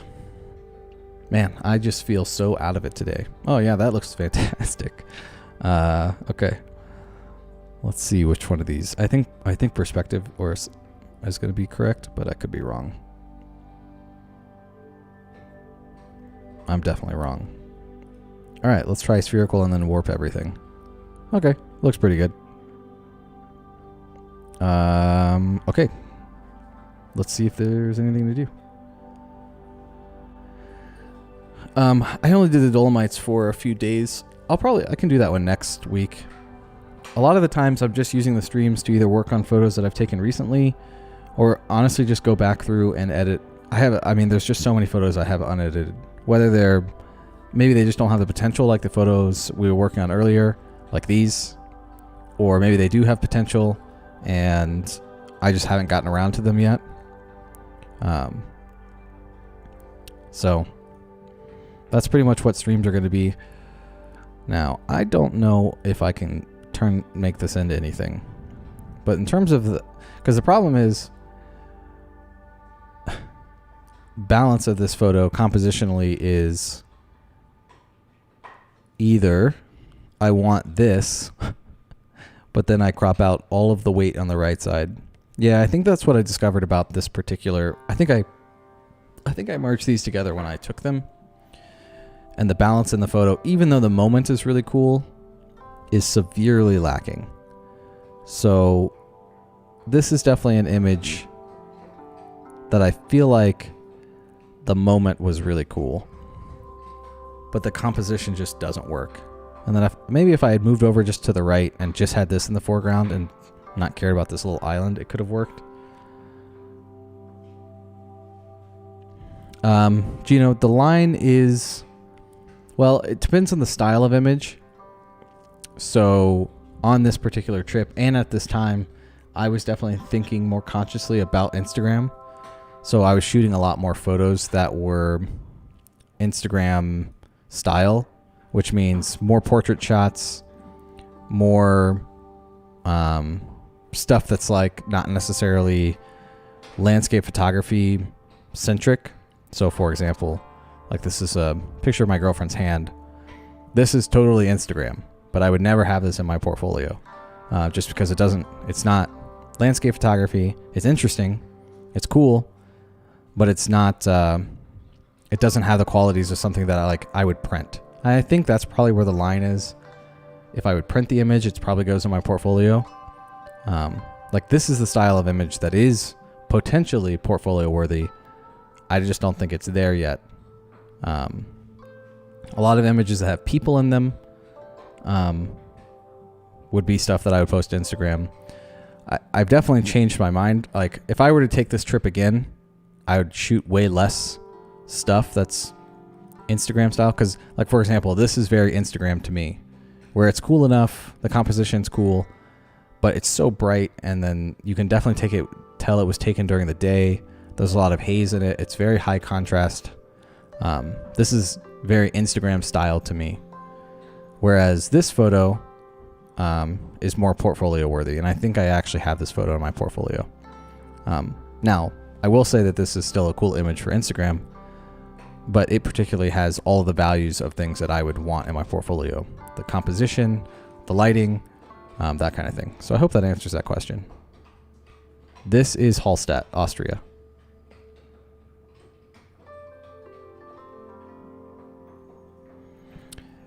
Yeah, this is in my portfolio. But like, for example, everyone that's on Instagram probably knows this location. And as cool as it looks, I hate this picture. I hate this picture specifically, and this particular picture is what kind of just killed Instagram for me in general in terms of like my own value or my own enjoyment out of it. And it's because I will spend hours on an image waiting for the right light, blah, blah, blah, blah, blah. I will spend a ton of time on an image. And I think that it's way better than this particular image. However, this particular image will always do better on Instagram than the image I was just referring to in terms of likes, response, that kind of thing. And what sucks is like, there's literally a line of people outside of this location. Like this is the spot. And there's like a dock right here. And there's just a line of people waiting to take the same images. Like literally just a line waiting to get in the boats to take their Instagram pictures. And I absolutely hated it. For me, it just goes against everything that I enjoy about landscape photography. Now, I didn't know any of this going in. I mean, obviously I'm from America. I'm in Italy. I have no idea what to expect. But I particularly hate that it's so easily accessible and easy to take an image that the majority of people will like. Now, I know that sounds really like hipster of me or whatever you want to call it. But for me, I put so much time and effort into moments, waking up for sunrise or sunset, making sure everything's right, picking out like very specific images to edit, that kind of thing. And when I could just literally walk up to a place like this, snap a photo in the morning, and then walk away, because I barely took any images, because the atmosphere, I just hated it. I didn't want to be there. It's literally right next to the parking lot. But it's so famous on Instagram, it gets so much reception. Everyone loves this spot. I even made it I think I made this the stream background. And it's cool. Like, don't get me wrong. Like, the location's beautiful. It's a very unique spot, but it's just so oversaturated. So, correct, Gino. Yeah, like, my portfolio is actually really small. Mostly because I honestly haven't shot that much. All things considered, for how long I've been shooting the last 4 or 5 years, landscape photography. There was a year period where I don't think I shot a single photo for my portfolio, just because things go off and on, or things in life happen, that kind of thing. But like, for example, I would deem a photo, like if I were to edit together this photo or something, this would be strong enough for Instagram if I were to edit it together. It's cool, unique composition, but this is not a photo like I would expect anyone want to print or I would put in my portfolio. I think that's probably the easiest to answer. A spot like this, which again, another spot that a lot of people on Instagram post. Cool enough for Instagram, does not have any of the conditions that I would look for landscape photography. Yeah, I have a mod. He just sits in here and trolls people most of the time. Specifically me. But I hope that answers your question. I probably went on too long of a rant about this location and probably sounded a little bit conceited. Not my intention. Beautiful place. Really cool spot. It's just completely overrun, and I don't know. I think that when I posted this photo with the caption talking about how deceiving the actual location is, and it still got more likes than any of the other photos I had posted, it was really just a wake-up call for me. And I think after I posted this photo, or a little bit after, I didn't post for like 2 years. It's a wake-up call that the value of our photos that we post really have nothing to do with how much time or effort you may have put into them. And realistically, what it comes down to is that, and I actually have the script and probably am recording it tonight about talking about Instagram, is that you really have to dissociate the value you put into your photos with its reception online. Specifically just because there's a ton of photos that I could care less about that I've taken or I've edited together that will do way better than photos that I put a lot of time and effort and have a lot of connection to. And you just have to accept that that's a fact, and that there's people out there that do take a lot of easy photos, and just kind of apply a style to all of the photos to all look the same. And they do a really good job at being successful on Instagram. And I think my values shifted from caring about exposure to other people and values to myself of just wanting to take photos that I was proud of, and just completely stop caring about how they were received online. Now, I will say, I think the biggest thing to always remember, and I have to tell myself this, is that Instagram is full of people. It's not full of photographers. So the images that do well on a place like Instagram mean that they were received well with people, not photographers. And that most of the work that I do and all the time and effort I put into every little detail will never get seen on Instagram, so why would it ever matter? And that's the kind of thing where, like, printing your work, talking to people about your work, looking at like a bigger website, for example, where you can see the images larger, or just literally just watching me on this channel, that's where I think this stuff really matters. And that's why I think doing something like YouTube has been really fulfilling. Because an image like this one that I've merged 4 different photos together, made sure everything looked great, spent a lot of time on. I really love this image, but it still does worse than an image that I just took in a line of people waiting to take their Instagram shots. And that's okay. That's just how it works. And I'm going to talk a lot about that in the video that I'm about to make. And I think it's important because I think that a lot of photographers, especially starting out, put a lot of value into how their photos are received on something like Instagram. And the problem there is that you absolutely have to disconnect the quality of your work with its reception to people online.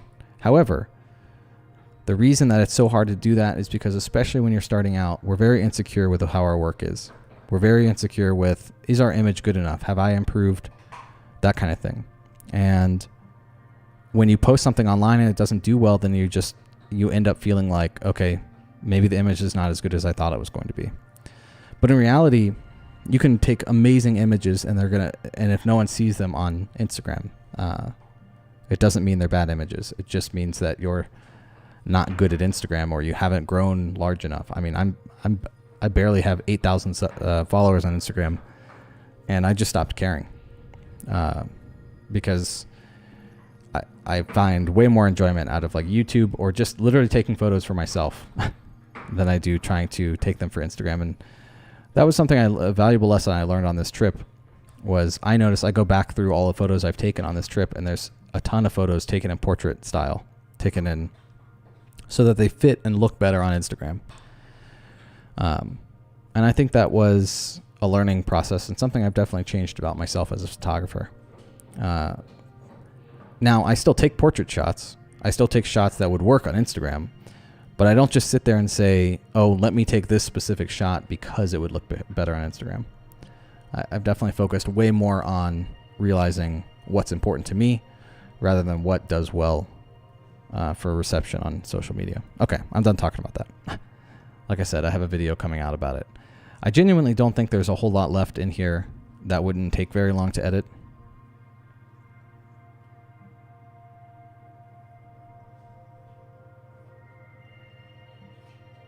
Yeah, Gino, you're not wrong. But at the same time, I think the people that do really well on Instagram that have a style, like for example, this, I genuinely don't think people would want to print this and put it on their wall. That's my opinion. I think that a lot of the times people want to print photos that are way more subtle. And obviously it really depends on where they want the actual image to go. But I genuinely think that, and especially the influencer type person that has a lot of images of them in the photos, like here's one of my girlfriend. Where's the actual edit? Like this image of my girlfriend, for example. Like this is a very Instagram style image that I took for her so that she could post on her Instagram, although I think I shared it too. But no one in my opinion, no one would want to print this and put it on their wall.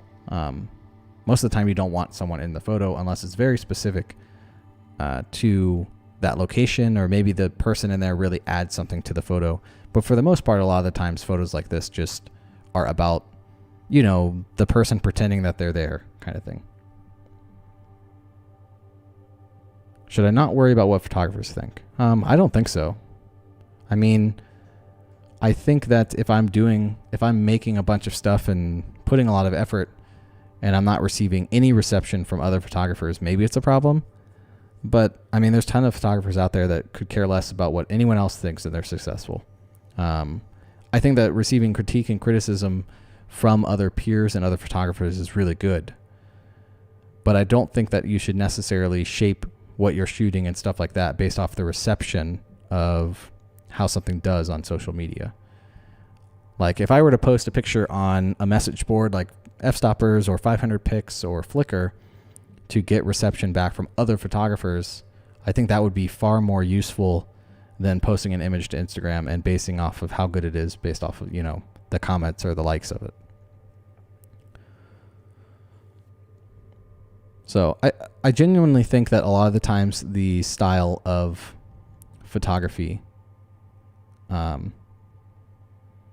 is very, like, there's a Instagram style. There's a, I guess maybe people do order prints from some of those people. I wouldn't. I don't usually like those photos that typically include people or influencer type photos or anything like that. I hope that answers your question. But genuinely, I think that when people actually put money towards a photo, it's way different than images that do well on Instagram. Hell, it's even, I mean, I have photos that are in my portfolio that probably would do worse for print and selling than other photos, just because I think there's also photographers out there, like landscape photographers, that take amazing portfolio work that looks fantastic on a computer, but their style doesn't necessarily translate to print as well because they're so in your face. They're so attention grabbing that a lot of times people want stuff on their walls that's more subtle. more flat, less saturated, or less contrasty, or less in your face. So it really all just depends on the person, I guess.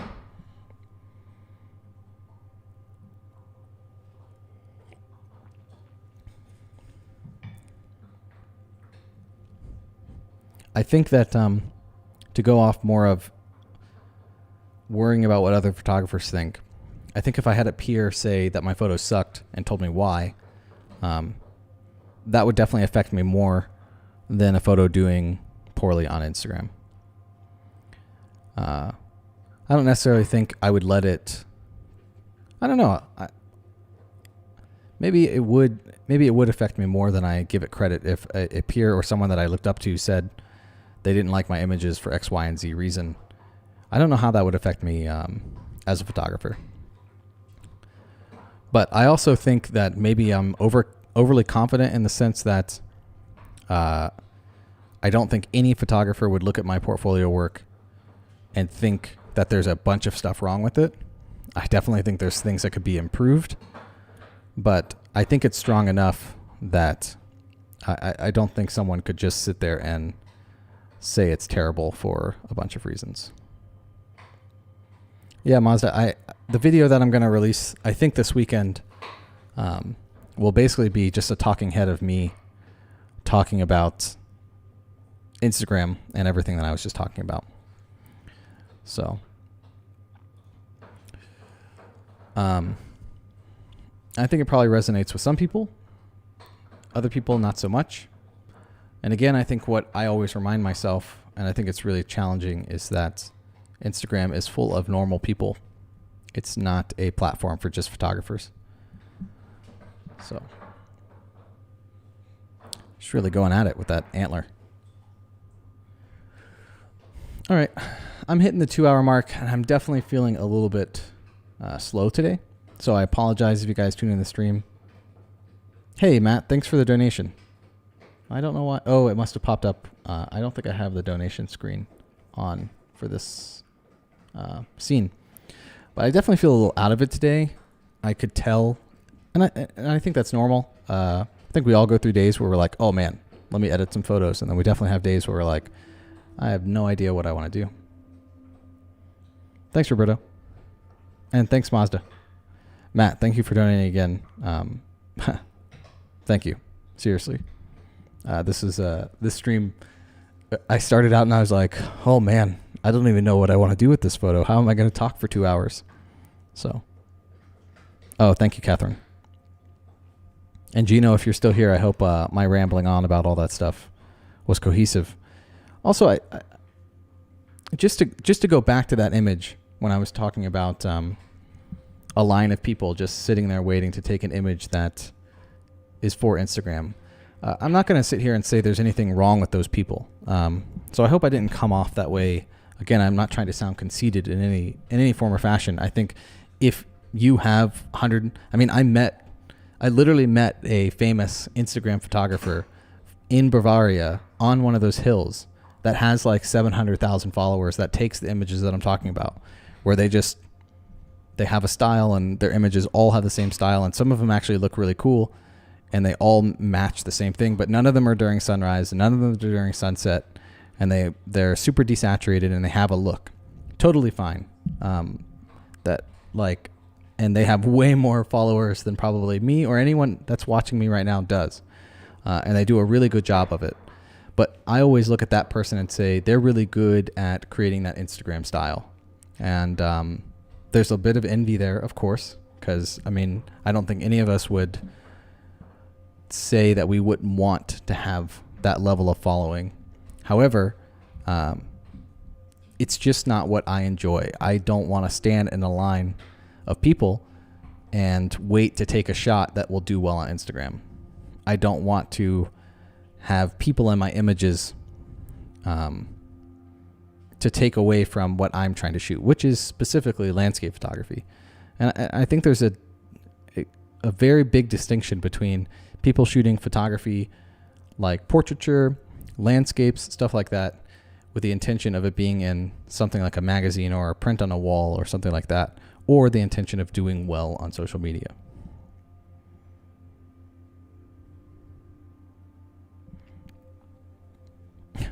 Thanks, Rocky Mountain Explorer.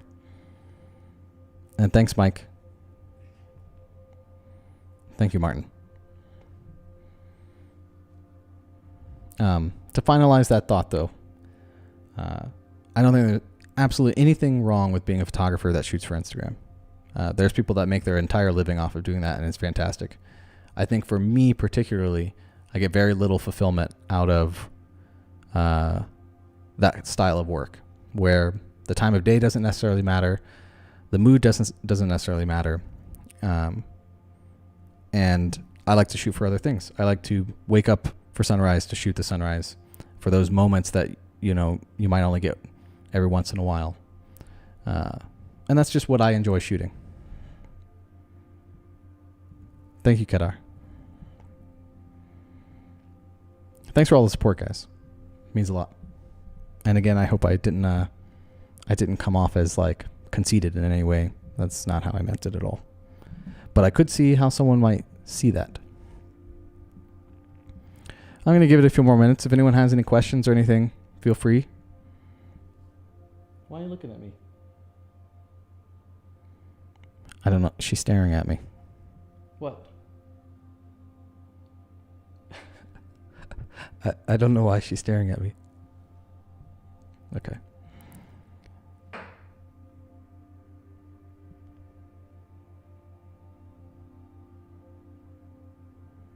Good night, Catherine. Thanks for joining. Yeah, Mazda. I mean, sometimes they overlap, right? So, like, I could wake up for sunrise and go to take a landscape photo, and someone right next to me could be there that's taking a landscape photo, but their goal is to do well on social media. Like maybe they're taking a portrait shot that has a person in it, whereas I'm there to try to take the scene and the mood of the area or the time of day. And that happened multiple times on this trip. I mean, I ran into people that were there taking shots for social media to market their brand and stuff like that. And I think that's totally cool. And I was doing that. I mean, a lot of the images in this album I took for some of those reasons, to try to have more content to post, to grow myself on Instagram. And it just got to the point where I didn't know why. Why was I taking these images that I didn't really care that much about? And I'll talk all about that in the video. It'll make a little more sense. Oh, there's one other thing. If you guys are still here, I've been working on a logo. Let me transition back to this scene. Let's see. I've been working on a logo. And I think I've come down to this. This is the dark version. And this is the bright version.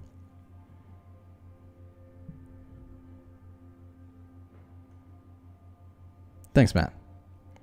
But yeah, this is the logo I've been working on. I kind of want a different intro for my videos. And I think eventually, hopefully to sell some merch in terms of like shirts or things that people would want to buy that represent them as a photographer. That's just kind of cool. This is what I have finalized, and I have video of it somewhere. Let's see. And I did like I spent yesterday creating the animated version of it. Let's see if I can get that up.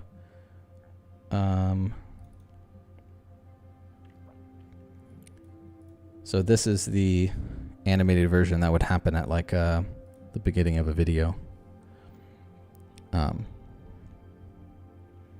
Something like this. I think it looks pretty sweet. It's definitely inspired if you guys watch 𝐒𝐥𝐬𝐷. He has a shirt that's called like histogram. Very similar, but his has nothing to do with landscape photography. So I obviously wanted to create something that was similar to that because I like the style. But yeah. Thanks, Gina. Thanks for joining. But yeah, this would be the intro, or will be the intro.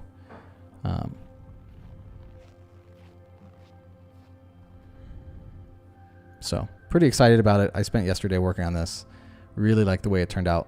I think that it's kind of unique. I actually pulled some, so f-stoppers who I write for, has a group of all the other photographers, and I polled them to see what they thought about the idea. I was actually surprised no one else had made this before that I could find, which was just a histogram shaped like mountains. So pretty excited. I don't know when I will have merch. Again, I feel like that takes a long time to get right and have a few items that people could buy. And the idea isn't necessarily to wear a shirt that would represent me as a photographer. It's a shirt that people would just want to have for themselves as a photographer. It just happens to support me. So thanks, Kedar. Thanks, Mike. And thanks, Martin.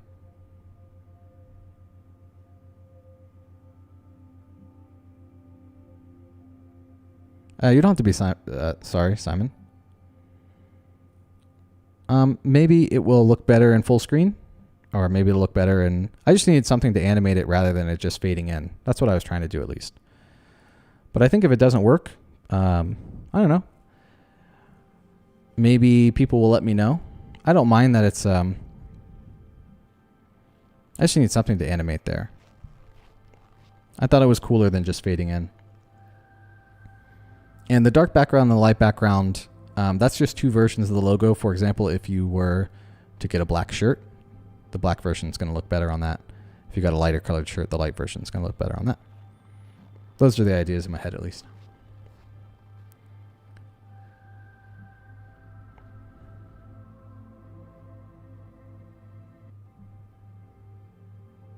Matt, yeah, if you want to send me feedback, sure, go for it. You can message me on Instagram. But anyways, I think that's about it for me, guys. Hope you enjoyed, and I apologize if there wasn't as much good information. Yeah. Thanks, Gino. Thank you again for the support, Matt.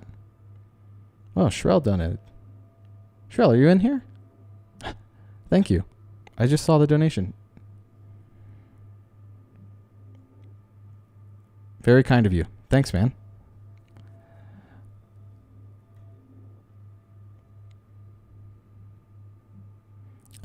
Could I have a rising sun? You mean coming behind the mountains? I could. I don't know if it would look great. I could try it, though. That makes a lot of sense, though. Instead of it fading in. Sure. Maybe. I'll try that. Thanks, Shrell. All right, guys. Thank you for joining in. And thank you for all the support. Again, I apologize if the actual editing part was a little bit rough around the edges. Definitely a little out of it today.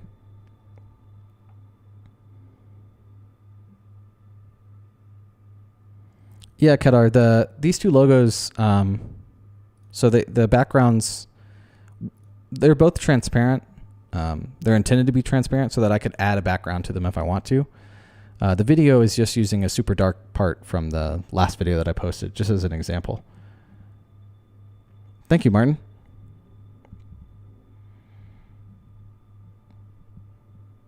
Well, Shrell, the stream is over, so thank you for the support. I don't know how long you've been here, but... Anyways, have a good day, guys. Thank you for all the support, and I will see you again next week. Definitely with more inspiration and hopefully some better ideas about what I want to edit specifically, so we have a finalized image. I think this time around, I think the image that we almost finished is close to done, but I don't necessarily know what else it needs. Sometimes that just happens. So, thank you guys for watching. I will see you again next week. Again, thank you for all the support. Hope you guys like the dog cam. I'll try to include that a little more often. Try maybe find a better spot for it. But I appreciate it. Have a good day. Thank you.